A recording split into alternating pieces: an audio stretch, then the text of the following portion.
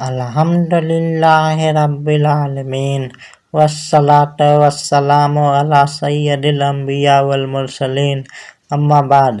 مومنین کرام، آج ہم اس عظیم شخصیت کا ذکر کریں گے جن کی زندگی صبر، حلم، کرم اور امت کی بھلائی کے لیے قربانی کا بہترین نمونہ ہے۔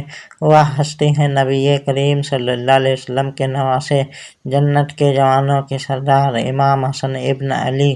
امام حسن علیہ السلام کی ولادت 15 رمضان 3 ہجری میں ہوئی۔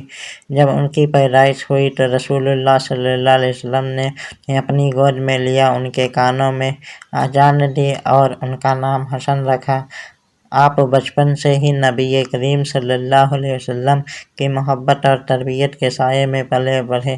رسول اللہ صلی اللہ علیہ وسلم فرماتے تھے کہ حسن اور حسین جنت کے جوانوں کے سردار ہیں۔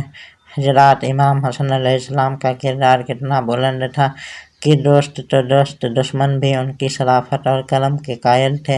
آپ نے اپنی زندگی میں کئی بار اپنا مال اللہ کی راہ میں خرچ کیا۔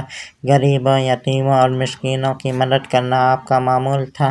جب امیر المومنین علی ابن ابی طالب کی شہادت ہوئی تو مسلمانوں نے امام حسن علیہ السلام کے ہاتھ پر بیعت کی، لیکن اس دور میں امت کے اندر فتنوں اور اختلافات کا دور تھا۔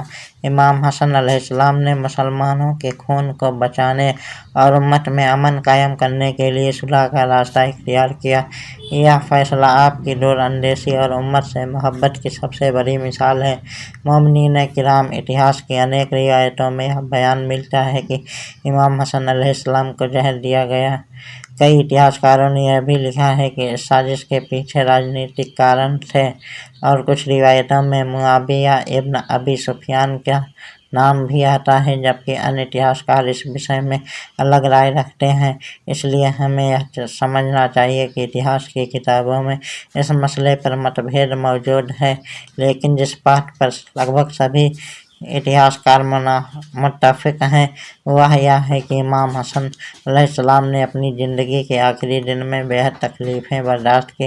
زہر کا اثر اتنا سخت تھا کہ آپ کا جسم مبارک کمزور ہو گیا، مگر آپ کی زبان پر شکایت کا ایک لفظ بھی نہیں آیا۔ آپ صبر اور رجا بالقضا کے مثال بنے رہے۔ روایتوں میں آتا ہے کہ جب آپ کی طبیعت ناساز تھی تو آپ کے بھائی حسین ابن علی نے پوچھا کہ آپ کو زہر کس نے دیا ہے؟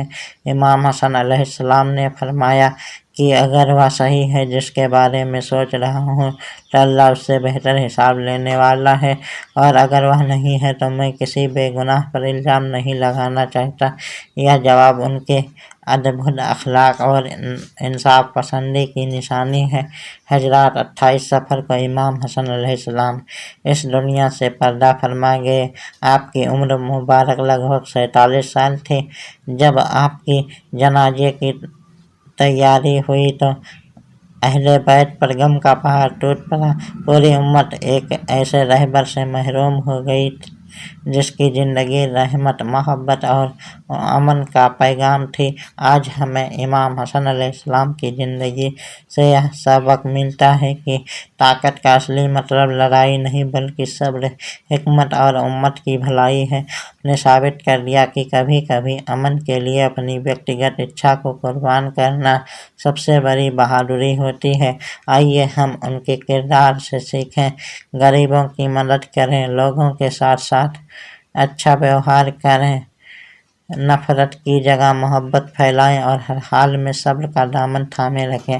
اللہ تعالی ہمیں امام حسن مجتبیٰ علیہ السلام کی سیرت پر چلنے کی توفیق عطا فرمائے، ان کے صدقے ہماری مغفرت فرمائے اور ہمیں اہل بیت کی سچی محبت نصیب فرمائے۔ وما علینا الا البلاغ المبین۔